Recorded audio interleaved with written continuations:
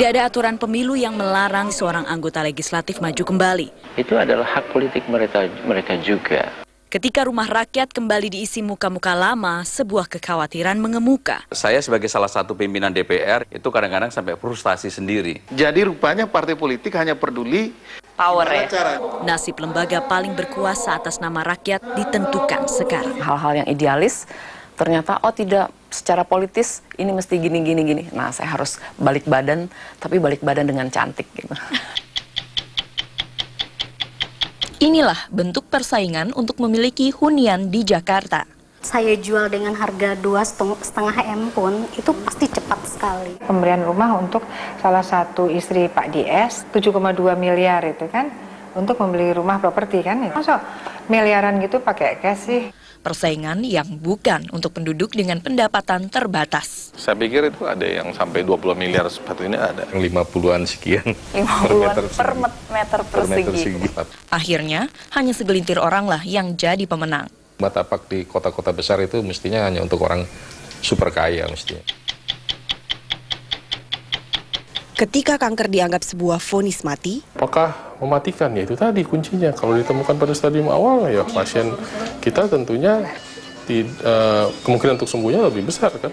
Kanker pada anak tak bisa dicegah, tapi bukan berarti tak bisa diobati. Saat itu kan usia Mbak Rini baru 12 tahun. Tidak terasa 3 tahun udah berlalu dan akhirnya aku bisa sembuh juga gitu. Kesembuhan tak hanya dengan pengobatan, tapi juga keberadaan mereka yang ikhlas mengulurkan tangan. Walaupun kita sudah kehilangan Anyo di tengah-tengah keluarga kita, inilah saatnya kita ingin berbagi. Saya, Putri Ayu Ningtyas. Saya, Valdia Baraputri. Saya, Stefani Silitonga. Dan saya, Putra Nababan. 3 topik tadi akan hadir dalam 360 hari ini.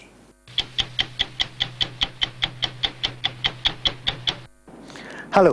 360 kembali menemui Anda hari ini. Selama 60 menit ke depan, kami akan menayangkan hasil penelusuran 3 jurnalis kami. Dan pemirsa, inilah penelusuran yang pertama.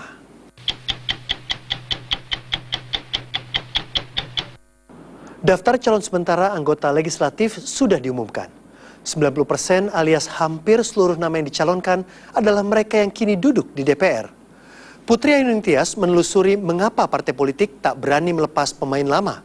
Padahal beragam survei menyebutkan kepercayaan rakyat kepada wakil mereka sekarang ini berada di titik terendah sepanjang sejarah. Penilaian ini tak terlepas dari perilaku sejumlah anggota dewan yang berulang kali mengaduk emosi. Mulai dari kebiasaan membolos hingga terlibat kasus korupsi. Bagaimana wajah DPR periode mendatang dengan pemain lama? Masihkah akan sama? Putri Ayu Ningtyas menelusurinya untuk Anda. Gedung ini adalah tempat 560 orang menunaikan tugas mereka sebagai wakil rakyat sejak tahun 2009 lalu. Sebagian besar dari mereka, 90%, tengah berjuang agar tetap berada di sini hingga tahun 2019 mendatang. Termasuk pimpinan DPR, Pramono Anung. Ya, mencalonkan yang keempat kali. Tahun 2014 ini sempat antara maju atau tidak maju, tetapi akhirnya partai dan saya sendiri memutuskan untuk maju. Kenapa akhirnya mau maju? Kalau kemudian lebih banyak orang-orang yang dengan latar belakang yang tidak mempersiapkan diri untuk jadi politisi, terutama mungkin kalangan pengusaha ataupun public figure, maka lembaga ini akan mengalami kemerosotan. Nurul Arifin juga kembali mencalonkan diri sebagai legislator perempuan Partai Golkar. Ia mengandalkan suara dari daerah pemilihan lamanya, Jawa Barat 7. Ya kayaknya saya masih bermanfaat gitu ya, baik bagi partai saya kira begitu, dan kemudian juga saya masih banyak PR pekerjaan yang saya ingin lakukan di parlemen ya. Tidak ada aturan pemilu yang melarang dan membatasi seorang anggota legislatif untuk maju kembali. Seperti yang ditegaskan anggota Komisi Pemilihan Umum Hadar Gumai. Caleg yang sekarang, ada yang satu keluarga, ada yang petahana segala macam. Apakah mereka-mereka ini kemudian juga bisa dilihat oleh KPU? Tentu tidak. Itu adalah hak politik mereka juga. Ada segi positifnya. Pengalaman mereka juga sudah lebih panjang kan? Bahwa petahana ada kasus-kasus, ada persoalan, itu lain lagi. Tetapi undang-undang tidak mengatakan bahwa petahana itu tidak boleh mencalonkan. Demikian juga keluarga. Jadi kami harus menjalankan itu. KPU tidak bisa membatasi, melarang, atau bahkan mencoret mereka gitu. Ketika rumah rakyat kembali diisi muka-muka lama, sebuah kekhawatiran mengemuka. Jangan pakai aturan sendiri pimpinan ya. Saya tahu. Ya kalau tahu dikerjakan. Tidak ada pertentangan hukum di dalam ini. Seperti yang ditegaskan pemerhati kinerja parlemen Sebastian Salang. Dengan praktek yang sudah dijalankan oleh para petahana seperti ini, kita masih bisa berharap nggak dengan kinerja mereka bisa membawa negara ini lebih baik, bisa benar-benar menjadi perwakilan kami di Senayan? Kalau melihat niat partai politik, rasa-rasanya partai politik juga memang dengan sengaja, mereka nggak peduli kok dengan upaya untuk membuat DPR lebih baik. Jadi rupanya partai politik hanya peduli gimana caranya pada 2014 ini mereka dapat suara yang signifikan, mereka dapat kursi yang banyak. Jadi ada kekuasaannya makin besar. Setahun sejak dilantik tahun 2009, kendornya kinerja DPR sudah terlihat. Dari target 70 produk legislasi, hanya 18 undang-undang yang dihasilkan. Begitu juga dengan tahun-tahun berikutnya. Target melayang, anggaran menguap tak berjejak. Saya sebagai salah satu pimpinan DPR yang terjun langsung untuk mendorong agar legislasi itu bisa terlaksana dengan baik, itu kadang-kadang sampai frustasi sendiri. Karena banyak undang-undang yang hanya diberi batas waktu 2 kali masa persidangan, sudah diperpanjang 2 kali lagi, nggak selesai. Bahkan sampai ada yang 8 kali, bahkan ada yang sampai 12 kali masa persidangan. Ini kan menunjukkan bahwa ada sesuatu yang kurang. Jangankan membahas dan mengesahkan undang-undang, untuk hadir di gedung ini pun mereka enggan. Kalaupun hadir, tak semua menyumbang gagasan. Kalau kami telusuri, sebetulnya mengapa tingkat kehadiran anggota DPR sekarang itu sangat rendah? Itu sebetulnya logis sekali. Karena 80% caleg pada pemilu 2009 yang lalu itu adalah dari kalangan yang berduit. Rata-rata yang dari kelompok pertama tadi dan kelompok yang kedua. Mereka tidak punya tradisi untuk berdebat dari pagi sampai malam membahas suatu rancangan undang-undang atau membahas suatu kebijakan. Seringkali ini saya dapat titipan pertanyaan dari teman-teman saya itu yang tidak sanggup lah untuk menyuarakan secara langsung dari dirinya gitu. Jadi nggak tahu saya masalahnya apa, mungkin masalah psikologis ya, bahwa di depan forum begitu banyak orang dan kompetisi juga sangat tinggi. Takutnya mungkin argumentasinya nggak kuat ketika dielaborasi, kan itu bisa saja kan. Hadar Gumai menyadari banyak wajah lama masuk dalam daftar calon pengisi Senayan. Tapi kewenangan lembaganya terbatas. Jadi kami juga tidak bisa bergerak lebih jauh atau melampaui apa yang diatur oleh undang-undang. Katakanlah, apakah boleh kami membatalkan seorang calon yang ada info misalnya, orangnya pelit, orangnya tidak membantu lingkungannya, atau suka dugem misalnya, nggak bisa KPU. Walaupun itu oleh sebagian masyarakat itu penting. Sebenarnya kekuasaan KPU itu sebesar apa sih? Kami mencoba kemarin untuk memverifikasi dan seterusnya, tetapi tentu kami juga terbatas karena kami hanya sebatas kertas, yaitu administratif. Nah, jadi mohon kalau masyarakat mengetahui tentang calon-calon ini, sampaikan masukannya kepada kami. Riwayat hidup ribuan calon wakil rakyat disebar melalui media massa, juga di situs resmi KPU. Tapi tak semua menjelaskan riwayat hidup sedetil ini. Ketika masyarakat harus memilih satu dari begitu banyak nama, maka muka lamalah yang paling mudah dikenali. Untuk pemilihan, katakanlah DCS sendiri, banyak yang berpendapat bahwa partai politik tidak mau ambil risiko dengan memilih calon yang katakanlah idealis, tapi belum terbukti di dapilnya masing-masing. Ya, makanya kalau kita lihat pemilu di tahun 2014 ini, anggota DPR yang mencalonkan kembali itu 90%,5. Kebetulan saya mentabulasi itu. Itu menunjukkan bahwa partai politik masih memerlukan, selain dia mengundang public figure untuk masuk, dan dia juga mengundang orang-orang dengan kemampuan finansial yang lebih baik, maka yang utama adalah anggota-anggota DPR ini. Sebab menjadi anggota DPR dengan pengalaman 5 tahun, dia kan tentunya sudah mempunyai konstituen yang loyal terhadap yang bersangkutan. Karena orang sekarang ini milih bukan lagi kepada partai, tetapi orang milih kepada orang. Partai politik tidak berani berspekulasi. partai tidak peduli mereka dikritik gitu habis-habisan selama ini karena tingkat kehadirannya rendah misalnya, karena produktivitasnya minim, atau karena berbagai kasus. Jadi partai tutup mata soal itu. Mengapa begitu? Yakini incumbent ini sudah tahu bagaimana mengamankan suara. Sebastian menjelaskan berbagai cara yang diduganya dilakukan sejumlah petahana untuk mengamankan posisi. Sekarang ini petahana itu ya hampir semua komisi itu mendapat alokasi anggaran yang tidak secara langsung diberikan anggaran oleh pemerintah, tetapi bagi anggota-anggota di hampir semua komisi itu mendapat alokasi setiap tahun anggaran itu untuk dapil dari masing-masing anggota. Oke, jadi kesimpulannya pemerintah membeli anggota DPR membeli suara rakyat. Kasarnya seperti itu prakteknya. Dan kita yang di bawah ini nggak pernah tahu soal itu. Nah, nggak banyak yang tahu soal itu.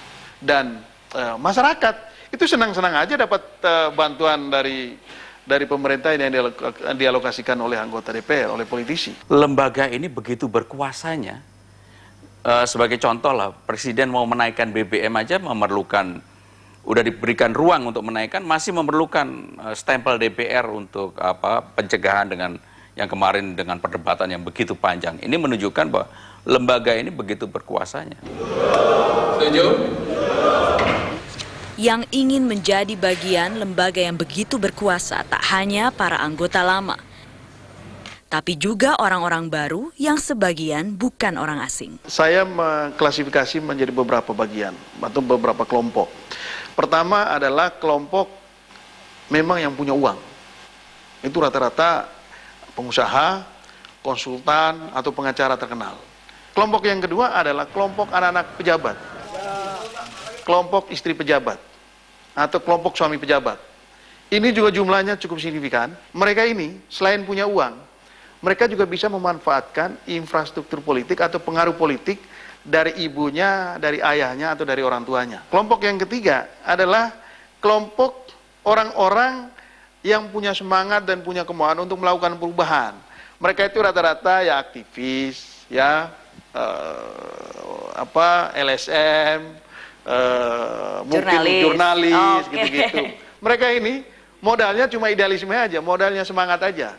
Dan mereka pekerja partai, tapi nggak punya uang. Nah, kelompok yang ketiga ini nggak mungkin bisa bersaing dengan incumbent, bersaing dengan kelompok yang pertama, bersaing dengan kelompok yang kedua. Banyak anggota-anggota DPR dengan idealismenya yang tinggi ya. Dan itu ada hampir di semua partai politik. Nah, mereka juga pasti mengalami kejenuhan begitu ya.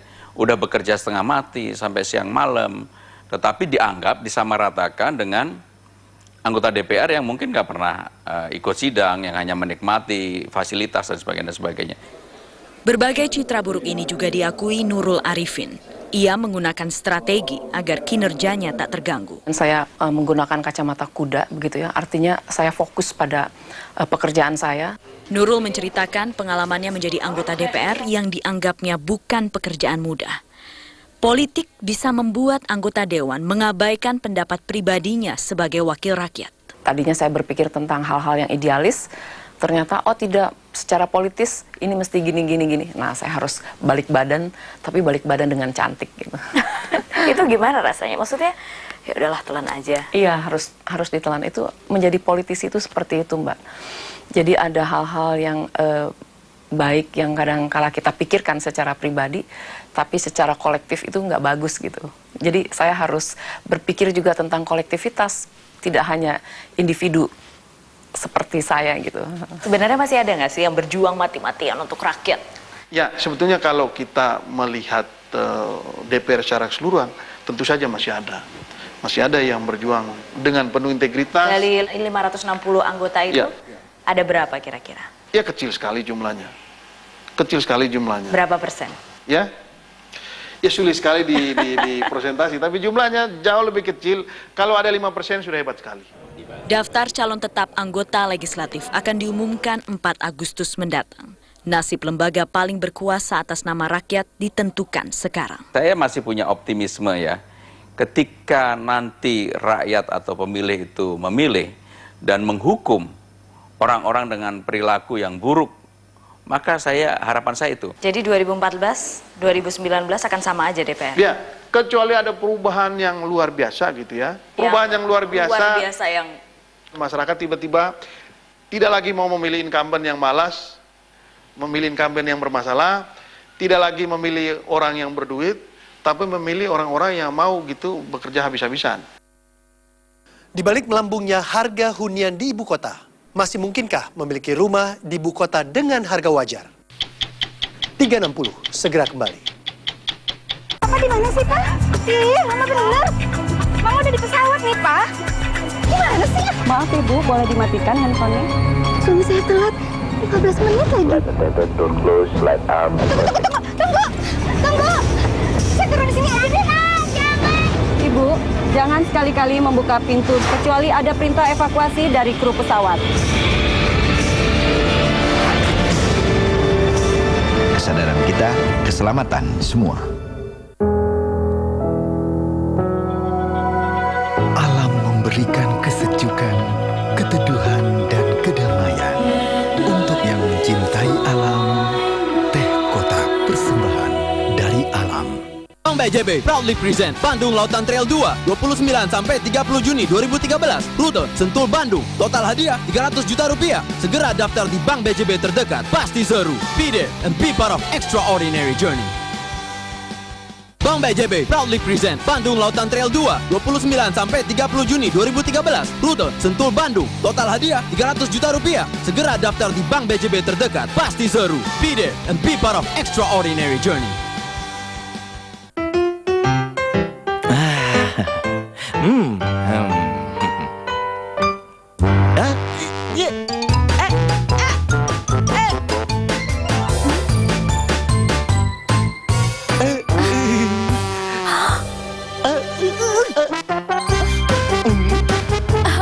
Catnya sudah kering.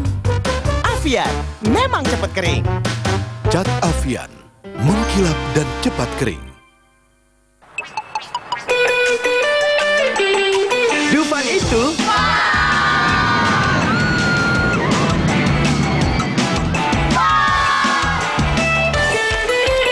liburan selalu lebih seru di Dufan. Nikmati semua wahananya dan saksikan International Soccer and Crazy Motor Show yang menegangkan. Tunggu juga kehadiran wahana baru Ice Age. Segera.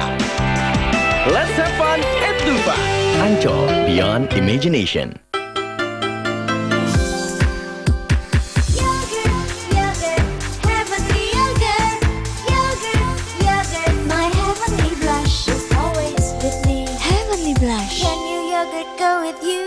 Ayo Indonesia, kobarkan semangatmu.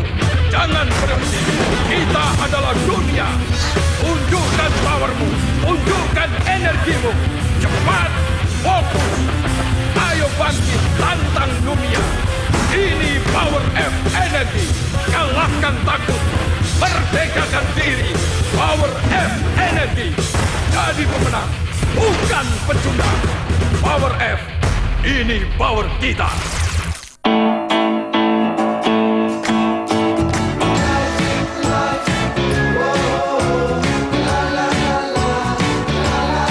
Hiduplah dengan cara smart dengan bergabung di jaringan anti lelet Smart Friend.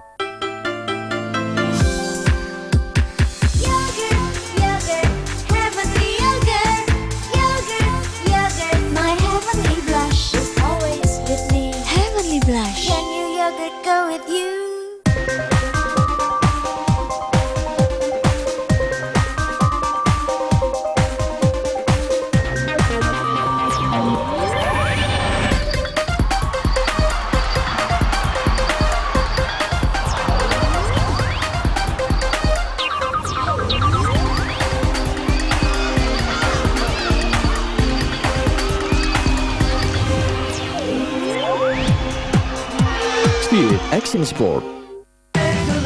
Teh gelas memang berkualitas, dibuat menggunakan proses yang tetap tetap menjaga standar mutu. Itu sebabnya hanya teh gelas yang kupercaya untuk keluargaku. Teh gelas, alaminya berikan semua kebaikan. Bank BJB proudly present Bandung Lautan Trail 2 29 sampai 30 Juni 2013. Rute Sentul Bandung. Total hadiah 300 juta rupiah. Segera daftar di Bank BJB terdekat. Pasti seru. Be there and be part of extraordinary journey. Bank BJB proudly present Bandung Lautan Trail 2 29 sampai 30 Juni 2013. Rute Sentul Bandung. Total hadiah 300 juta rupiah. Segera daftar di Bank BJB terdekat. Pasti seru. Be there and be part of extraordinary journey.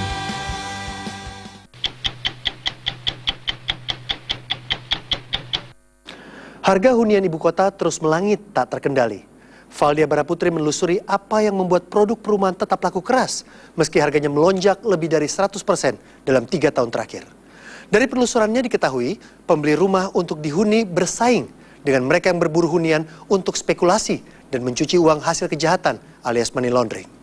Dugaan ini menguak karena banyak pembeli yang bertransaksi dengan uang tunai meski harga sebuah hunian mencapai miliaran rupiah. Inilah wajah provinsi yang pada siang hari berpenduduk 12 juta jiwa dan berkurang 3 juta jiwa di malam hari. 9 juta penghuni tetap ibu kota menyebar di 5 wilayah menghuni berbagai bentuk hunian, termasuk apartemen yang saya datangi ini. Letaknya bukan di kawasan strategis Jakarta, tapi harga apartemen seluas 35 meter persegi ini sudah mencapai 400 juta rupiah per unit. Di wilayah ibu kota yang lebih strategis, harganya lebih mahal lagi. Kalau apartemen yang paling mahal yang Bapak ketahui di Jakarta itu sekarang antara berapa? Saya pikir itu ada yang sampai 20 miliar seperti ini ada. Wakil Sekjen Real Estate Indonesia Rusmin Lawin mengantongi harga berbagai jenis hunian di Jakarta. Dari datanya, rumah tapak di ibu kota bukan untuk mereka yang pendapatannya terbatas. Rendah saya pikir kalau memang kita bicara di seputar Jabodetabek, saya pikir sudah paling murah juga sudah 100 juta. Itu juga nggak mungkin dapat tiba 36, tapi mungkin tiba 21 gitu. Menurut Pak Rusmin, dengan UMR kita saat ini 2,2 juta, memungkinkan nggak untuk warga di Jakarta dan sekitarnya untuk memiliki rumah layak huni? Kalau rental house sudah tidak mungkin, itu pasti. Dan rusunami juga tidak mungkin. Di Jakarta dan kota-kota besar itu lahan yang harga 1 juta lebih per meter persegi itu kan sulit sekali dicari. Sejak 3 tahun lalu, harga hunian di ibu kota baik rumah maupun apartemen terus melangit. Fakta diperkuat dengan hasil riset pertumbuhan harga rumah mewah di Jakarta yang dilakukan sejumlah lembaga internasional baru-baru ini. Jakarta dinyatakan sebagai arena investasi properti nomor wahid di dunia, bahkan mengalahkan Miami, Hong Kong, juga New York. Sebuah kondisi yang dianggap tak wajar oleh Deputi Perumahan Formal dari Kementerian Perumahan Rakyat, Pangihutan Marpaung. Saya juga terheran-heran ketika hanya dalam hitungan minggu, selain harga unit, juga harga meter perseginya naik. Itu saya amati dari mulai harga 35 juta per meter persegi, sekarang 50-an sekian 50-an per meter persegi. Apalagi rumah tapak di kota-kota besar itu mestinya hanya untuk orang super kaya, mestinya begitu. Itu hanya beberapa spot yang memang kenaikannya luar biasa. Tapi kita harus juga menilainya secara general. Ada kok yang daerah-daerah yang stabil ini ya kenaikannya, apresiasinya. Tapi ada juga yang tidak normal. Itu tidak normal itu juga banyak faktor, ada juga yang mungkin emotional buying kan, ada kiat-kiat tertentu yang dikemas oleh pengembangnya sehingga ini pasarnya panas terus kan. Tapi di pasar yang dianggap panas, produk perumahan laku keras, bahkan dengan harga yang semahal ini. Menurut Bapak, hunian yang dibeli di DKI Jakarta dan sekitarnya ini lebih banyak yang untuk investasi atau yang memang betul-betul untuk dihuni? Kalau kita bicara daerah-daerah yang memang naiknya gila-gilaan itu memang banyak yang untuk investasi. Ini adalah konsekuensi dari pertumbuhan ekonomi yang stabil. Jadi average-nya adalah kita punya populasi yang berumur 29 tahun sekitar 100 juta orang, Bu. 100 juta orang ini kan yang menjadi faktor pemicu. Karena kan ini kan ekonomi tumbuh. Ekonomi tumbuh kan berarti kan orang punya income. Apalagi dengan cara berpikir generasi muda sekarang kan mereka juga menabungnya tidak hanya lagi bentuknya konvensional, tapi juga sudah masuk kepada portfolio properti. Ada faktor lain yang juga diduga berperan membuat harga hunian melambung, yakni maraknya praktek pencucian uang hasil kejahatan alias money laundering. uang hasil korupsi, walaupun harga mahal ya cepat-cepat aja, namanya juga uang gampang carinya. Nah, kalau itu menjadi standar, artinya banyak para koruptor yang beli rumah-rumah seperti itu, artinya apa? Kan permintaan banyak. Permintaan banyak ya, kalau permintaan banyak harganya naik. Meskipun tidak langsung bisa jadi, bisa ada dampak ke sana, bisa jadi. Dari penelitian pakar hukum pencucian uang Dr. Yenti Garnasih, inilah modus pencucian uang yang paling banyak ditemukan di tanah air. Kalau di Indonesia saya lihat ya masuknya ke real estate ya, masuknya ke pembelian barang-barang mewah seperti mobil, terutama ya mobil, perhiasan gitu ya. Itu yang kalau ke penjualan barang dan jasa seperti itu, atau pendirian properti ya, termasuk hotel gitu ya. Data konsultan properti Cushman & Wakefield pertengahan tahun 2012 lalu menyebutkan hampir 50% pembeli rumah membayar dengan tunai. Tapi dari pengamatan Yenti, tak banyak pihak, termasuk pengembang, yang melaporkan transaksi di atas 500 juta rupiah ke PPATK. Padahal aturan ini ada dalam undang-undang. Transaksi yang keuangan yang mencurigakan, transaksi tunai dalam jumlah yang paling sedikit 500 juta.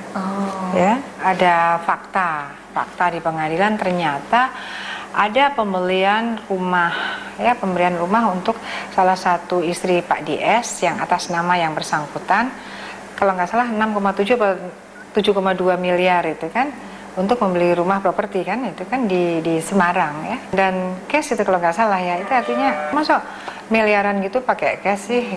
Dalam kondisi seperti ini, pemerintah tak berdaya mengendalikan harga rumah dan apartemen. Apakah ada sebenarnya peraturan dari pemerintah untuk menekan harga hunian yang memang betul-betul untuk dihuni gitu, bukan untuk investasi? Sejauh ini belum. Tapi kalau untuk subsidi, rumah subsidi, baik landed ataupun Tsunami, itu memang strict ada peraturan bahwa nggak boleh beli dari yang sudah punya rumah nggak boleh beli lagi. Dan dibatasi ini ya, yang memiliki itu income-nya dibatasin.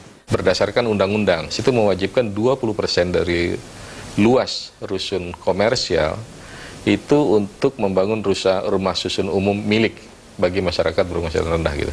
Diperuntukkan, dibangun oleh developer dan dijual kepada masyarakat tadi yang berpenghasilan rendah tadi di atas tanah yang disiapkan oleh pemerintah atau pemerintah daerah gitu. Tapi tidak semua developer yang membangun rumah susun menyediakan 20% itu ya Pak? Wajib. Tapi belum banyak orang Indonesia yang terbiasa dan mau menghuni rumah vertikal seperti apartemen ataupun rusun. Pilihan lainnya bagi mereka yang pendapatannya terbatas adalah tinggal di pinggiran ibu kota. Nah, kalau ke pinggir, kita harus bisa menyiapkan sistem transportasi yang baik sehingga orang mau tinggal di pinggir. Kalau enggak ya semua numpuk di Jakarta dan akan membuat harga properti Jakarta makin mahal dan mahal.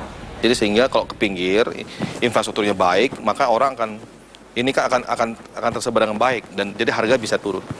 Pernah sih sempat kita melirik wilayah lain seperti Cibubur, tapi saya lihat itu harganya tidak terlalu jauh ya. Terus kalau kita tinggal di sana macet ini Mbak ya, sudah paham lah, sedang kesibukan kita tuh di tengah kota. Orang seperti Esi akhirnya harus bekerja keras mendapatkan rumah di lokasi yang strategis, meski berukuran mungil dengan jalan masuk yang sempit. Pada saat saya ada tamu, mungkin tamu saya yang dari luar kota, sempat mempunyai komentar, aduh beli rumah lu mahal di gang. Gitu ya. Kalau kita sih sudah terbiasa satu mobil masuk ke dalam ya, tapi kalau untuk mereka yang baru ya dianggap ini cukup mahal sekali. Mahal ya. Rumah ini dibeli Esi tahun 2011 dengan harga 900 juta rupiah. Kini harganya ditaksir hampir 3 kali lipat. Dengan harga bangun sekian dan harga beli tanah sekian, untuk saya jual dengan harga 2,5 M pun itu pasti cepat sekali. 2,5 M pun pasti cepat. Lebih malah. Lebih malah ya. Bisa lebih. Ini juga sudah pernah ada beberapa orang yang waktu kita lagi bangun sempat nanya, ini mau dijual apa tidak? Sudah ada peminat. Ketika hunian layak di dalam kota dengan harga wajar masih menjadi barang langka, bukan berarti mustahil memilikinya. Meski harus menghadapi resiko seperti Esi. Itu kita punya kendaraan pun kita ikut jual kan untuk memenuhi DP yang 50%. Berapa kendaraan yang dijual? Kita ada 2, kebetulan yang dijual baru 1 kan. Tapi ya itu, selesai rumah udah kita nggak punya uang. Bagi mereka, kanker bukanlah vonis mati, tapi awal sebuah harapan. Sesaat lagi di 360. Ketika dia Bank BJB, beri kejutan lagi. 325 Honda Vario. 46 Toyota Yaris. Hadiah utama 2 Toyota Alphard. Menabung di tabungan tanda mata Bank BJB, banyak hadiahnya. Tunggu apa lagi? Ayo segera menabung di Bank BJB dan raih hadiahnya. Petik hadiah Bank BJB, banyak yang menang, banyak yang senang. Blasto! Bulo Blasto! Bulo Blasto! Blasto! Fulong gak bolong, full banget dong Blasto! Amikom, contoh perguruan tinggi model privat entrepreneur oleh UNESCO. 14. International Award Broadcasting, multimedia periklanan TV, e-commerce, jaringan internet, film kartun. Stimik Amikom, Yogyakarta, tempat kuliah orang berdasar.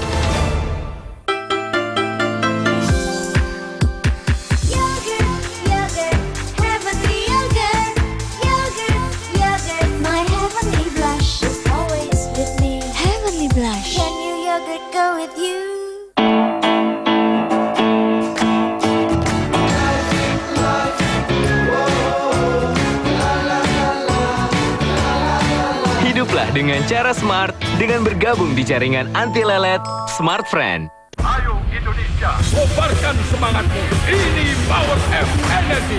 Unjukkan powermu, unjukkan energimu. Power F Energy. Jadi pemenang, bukan pecunda. Power F, ini power kita.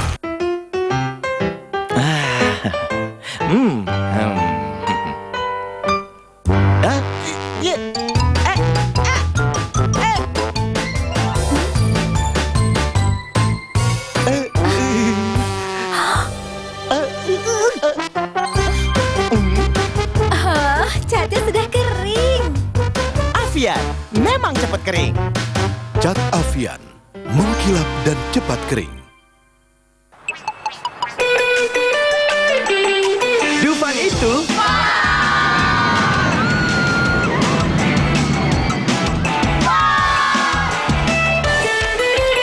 liburan selalu lebih seru di Dufan. Nikmati semua wahananya dan saksikan International Soccer and Crazy Motor Show yang menegangkan. Tunggu juga kehadiran wahana baru Ice Age. Segera. Let's have fun at Dufan. Ancol Beyond Imagination. Blasto! Bulo Blasto! Bulo Blasto! Blasto! Fulong gak bolong, full banget dong Blasto! Teh gelas memang berkualitas, dibuat menggunakan proses yang tetap menjaga standar mutu. Itu sebabnya hanya teh gelas yang kupercaya untuk keluargaku. Teh gelas, alaminya berikan semua kebaikan. Ketika dia Bank BJB, beri kejutan lagi. 325 Honda Vario. 46 Toyota Yaris. Hadiah utama 2 Toyota Alphard. Menabung di tabungan tanda mata Bank BJB, banyak hadiahnya. Tunggu apa lagi? Ayo segera menabung di Bank BJB dan raih hadiahnya. Petik hadiah Bank BJB, banyak yang menang, banyak yang senang.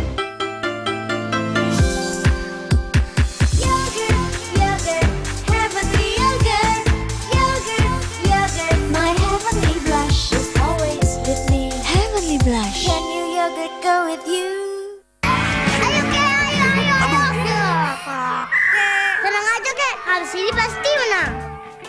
Voltaren tak terasa di kulit, tapi nyerinya reda. Langsung meresap ke sumber satu. Voltaren, senangnya bergerak bebas. Ayo Indonesia, kobarkan semangatmu. Jangan berhenti. Kita adalah dunia. Tunjukkan powermu, tunjukkan energimu. Cepat, fokus. Ayo bangkit, tantang dunia. Ini Power F Energy. Jangan takut, merdekakan diri. Power F Energy. Jadi pemenang, bukan pecundang. Power F, ini power kita.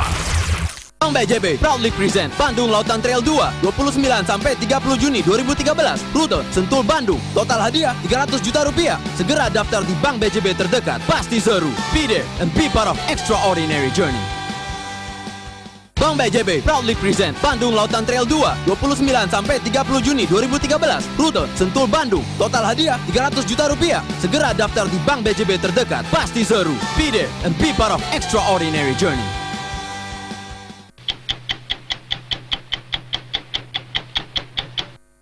Jumlah anak dengan kanker meningkat di Indonesia.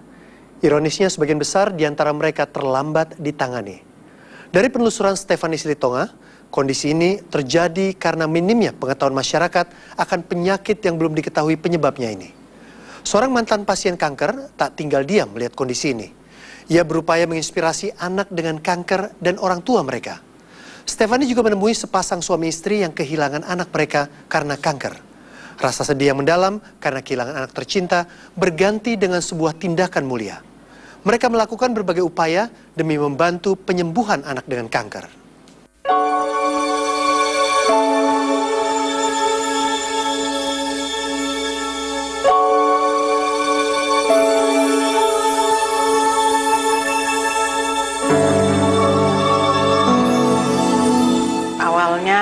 Pergi memang sangat berat karena ya begitu lama saya mendampingi Anyo, tapi ya mengingat semangatnya yang dulu juga kita sebagai orang tua memberikan semangat pada Anyo, ya kita menyadari bahwa anak-anak lain nggak bisa nunggu lama-lama ya sampai kita sedihnya hilang gitu. Anyo adalah anak Pinta yang berpulang 4 tahun lalu. Kanker darah merenggut nyawanya. Sebuah penyakit yang ketika itu tak dipahami Pinta. Awalnya kita tidak menyadari karena Anyo seperti tipes ya sakitnya ya.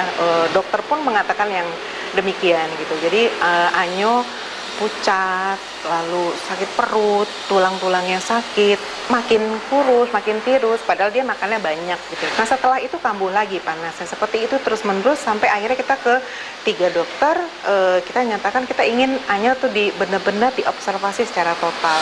Kita bisa segera tahu bahwa Anyo memang dipastikan menyandang leukemia atau kanker darah. 7 tahun lamanya, Anyo bergelut dengan kanker hingga menghembuskan nafas terakhir pada usia 19 tahun. Kepergiannya meninggalkan kesedihan mendalam bagi Pinta dan suaminya.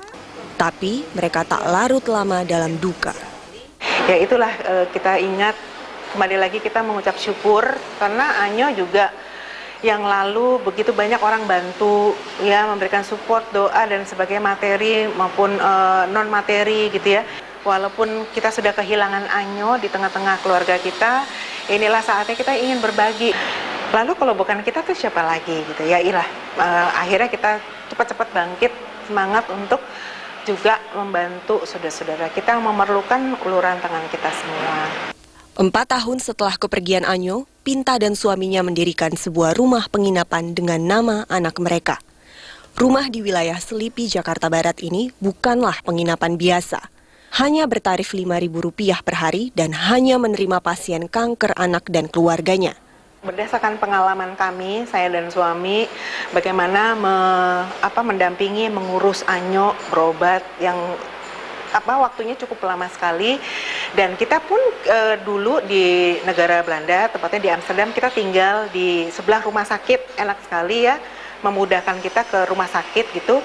Nah itulah dengan kita lama tinggal di sana, jadi ya terinspirasilah untuk menyediakan rumah seperti ini. Aktivitas yang ada di rumah Anyo ini apa aja, Ibu? Jadi di sini di rumah Anyo itu benar-benar seperti rumah kedua dari pasien. Jadi pasien didampingi dengan pendamping dewasa ya, mereka harus didampingi pendamping dewasa. Mereka bisa melakukan aktivitas seperti di rumah mereka saja. Jadi pulang dari rumah sakit, mereka istirahat di sini, terus ibu-ibunya masak ya sama-sama, dan juga nanti ada relawan yang ngajar mereka untuk belajar apapun, musik, lalu melukis, buku-buku pelajaran ya, supaya mereka nggak hilang juga, nggak putus sekolah ketika mereka harus pulang ke rumah masing-masing gitu. Disinilah saya bertemu Anggi, seorang remaja 16 tahun asal Bengkulu. Kamu sekolah nggak, Anggi? Sekolah. Kelas berapa? Kelas 3 SMP. Aturan masuk SMA, tapi karena sakit nggak sekolah. Ujian nggak ikut. Sakit kanker? Baru tumor jinak katanya. Tumor jinak apa itu? Entahlah, dia itu berada di pembuluh darah. Anggi mengetahui kondisinya sejak setahun lalu. Sudah sebulan, ia dan ibunya tinggal di rumah Anyo sambil menjalani pengobatan di salah satu rumah sakit di Jakarta. Selama ini pengobatannya dari mana aja? Di mana aja? Cuman di Sinar kemarin. Oh gitu. Di Sinar 28 kali, lalu dioperasi. Di rumah ini, saya juga bertemu Febri dan ibunya Nesti. Nesti mengetahui anaknya mengalami kanker tulang akhir tahun lalu. Tanpa riwayat kanker di keluarga, perempuan ini menghadapi vonis dokter dengan penuh tanda tanya. Di Jogja cuman kita ke dokter, asalnya sih ke dokter saraf gitu kan. Perkiraan kalau Febri itu saraf, apa ototnya yang ini keseleo gitu. Ternyata di situ ada tumor gitu. Jadi di Jogja dokter nyaranin untuk operasi. Jadi sebelumnya memang tidak menunjukkan adanya tanda-tanda bahwa memang Febri kanker gitu? Bukan tidak menunjukkan, cuman kita nggak tahu Mbak itu. Febri itu kanker apa enggaknya kita nggak tahu. Sebenarnya apa sih pencetus kanker pada anak ini? Ya, berbicara tentang penyebab kanker sampai saat ini terus terang kita belum mengetahui dengan pasti apa penyebabnya. Ya, tapi diduga itu merupakan interaksi dari 4 faktor, yaitu faktor genetik, faktor kimiawi, faktor virus, dan sinar atau radiasi. Dokter spesialis anak Edi Tehuteru sudah bertahun-tahun menangani anak dengan kanker. Penanganan kanker anak berbeda dengan kanker orang dewasa yang bisa dicegah dan dideteksi. Kalau bagi orang tua, cara mereka mendeteksi kanker secara dini itu seperti apa? Nah, ini lagi di kanker anak. Dari sekian banyak jenis kanker pada anak, itu hanya baru satu yang bisa dideteksi secara dini. Ya, ada alatnya untuk melakukan itu, yaitu kanker bola mata. Ya, lain sama dewasa. Gejala-gejala yang harus dicurigai orang tua terhadap anaknya itu seperti apa? Kalau benjolan itu paling gampang. Ya, kalau misalnya kita lihat seorang anak, biasanya ibu-ibu tuh lagi mandiin, nyabunin anaknya, lu kenapa ada benjolan? Udah deh, pikir yang jelek dulu deh, cepat bawa ke dokter atau ke fasilitas kesehatan. Seperti itu. Jadi kalau yang padat, udah pokoknya benjolan yang tidak seharusnya ada misalnya di tempat, ya misalnya di tangan atau di apa, dan pertumbuhannya sangat cepat sekali, udah deh, cepet deh bawa ke dokter atau fasilitas kesehatan. Yang cair, yang kanker darah, nah, gejala apa yang harus diwaspadai? Itu ada 3 hal yang harus diwaspadai. 1, kalau anaknya terlihat pucat. Yang kedua, kalau anaknya sering demam. Ya, artinya dia pergi berobat, sekarang sembuh, minggu depan demam lagi, berobat sembuh, minggu depan demam lagi. Nah, itu nggak benar tuh, ya, demam. Dan yang berikutnya adalah perdarahan, mimisan. Biasanya dia nggak biasa mimisan, tapi kok tiba-tiba mimisan. Tiap kali gosok gigi kok gusinya berdarah. Nah, apabila kita jumpai 3 gejala ini atau 2 dari 3 gejala ini, cepat bawa ke dokter atau ke fasilitas kesehatan terdekat. Iya, doanya aja dari semuanya. Berbagai gejala mencurigakan inilah yang diwaspadai Yuni hingga memeriksakan Dea, bayinya yang saat itu berusia 4 bulan.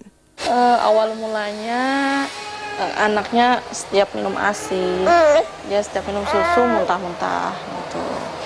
Jadi keesokannya itu tiba-tiba perutnya membengkak gitu, kembung istilahnya. Keesokannya lagi perut yang sebelah kiri kempes, tapi yang sebelah kanan itu membesar. 1 minggu di rumah sakit, nggak ada perubahan, saya nyari dokter banding. Memang ada benjolan yang sudah sangat besar, satu-satunya jalan harus kemoterapi. Di usia 10 bulan, Dea sudah menjalani kemoterapi sebanyak 5 kali. Ini adalah salah satu jenis pengobatan kanker yang banyak ditakuti. Nanti malam pulang dari office ya. Bahkan, tak sedikit pasien kanker menolak proses penyembuhan ini.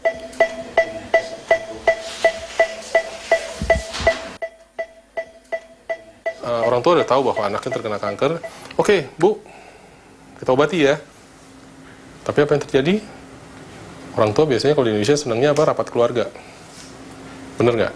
Rapat keluarganya mending sebentar, lama. Nah kalau udah lama apa yang terjadi? Dia udah nyebar duluan kan akhirnya. Nanti datang lagi, kita periksa lagi yang tadinya awal mungkin belum nyebar kemana-mana, sekarang gitu dia datang berikutnya setelah sekian bulan kemudian, akhirnya udah stadium yang lanjut kan karena udah nyebar kemana-mana. Terlalu lama mengulur waktu juga ya? Ya, karena mungkin masalah uang, mungkin masalah apa ya, anggapan bahwa oh nanti kalau diobat ya itu kita kebanyakan nonton film kan, kadang-kadang film tentang kanker lah yang wah botak lah, muntah-muntah lah, segala. Sekarang dengan obat-obatan yang baik, kita bisa tekan efek samping dari kemoterapi seperti muntah, itu bisa kita tekan sehingga sekarang anak-anak kalau kita kemo ya bisa dibilang hampir semuanya nggak ada yang muntah. Berbagai stigma dan minimnya informasi soal kanker justru membuat penyakit ini semakin sulit ditangani. Pada akhirnya, jumlah anak dengan kanker terus bertambah di Indonesia. Kalau dilihat dari tahun per tahun dari data registrasi kanker yang kami miliki, memang trennya dari tahun ke tahun itu meningkat. Itu 90% pasien kita pasien nggak mampu loh, jangan salah. Oke. Dan apakah mematikan? Ya itu tadi kuncinya. Kalau ditemukan pada stadium awal, ya pasien kita tentunya kemungkinan untuk sembuhnya lebih besar kan dibanding kalau memang ditemukan pada stadium lanjut. Masalahnya di Indonesia kayak di data kami sejak tahun 2006, 43% pasien kita adalah pasien yang datang sudah dalam kondisi atau stadium yang lanjut. Seperti itu. Jadi hampir 50% tahun 2006 nih ya, setengahnya tuh udah stadium 4. Kanker adalah masa lalu Rini. Tahun 1996 ketika usianya menginjak 12 tahun, Rini divonis leukemia. Respon keluarga saat mengetahui saat dokter memvonis Mbak Rini leukemia seperti apa? Tentu saja kaget ya, kaget, shock. Kanker bahwa mematikan itu sangat lekat sekali gitu saat itu. Mungkin karena kurangnya informasi dan kayak mungkin pengobatan saat itu juga belum secanggih sekarang gitu. Jadi masih sedikit yang survive. Tapi Rini bertahan menghadapi penyakit ini. 3 tahun lamanya, ia menjalani berbagai metode pengobatan. Obat masuk itu seakan kayak berperang di badan kita, si obat dengan kankernya gitu. Dan itu membuat kondisi tubuh aku jadi rentan dan ngedrop gitu loh. Jadi kayak rambut aku rontok gitu kan, sarawan hebat dan pusing gitu, mual seperti itu. Tapi aku lawan dengan banyak makan. Saat itu kan usia Mbak Rini baru 12 tahun. Ada tidak ketakutan dari Mbak Rini maupun keluarga saat Mbak menjalani pengobatan untuk kanker ini? Ada sih, ada ketakutan karena melihat teman-teman yang lain yang satu ruangan kan mengalami kebotakan, atau ada yang meninggal gitu kan.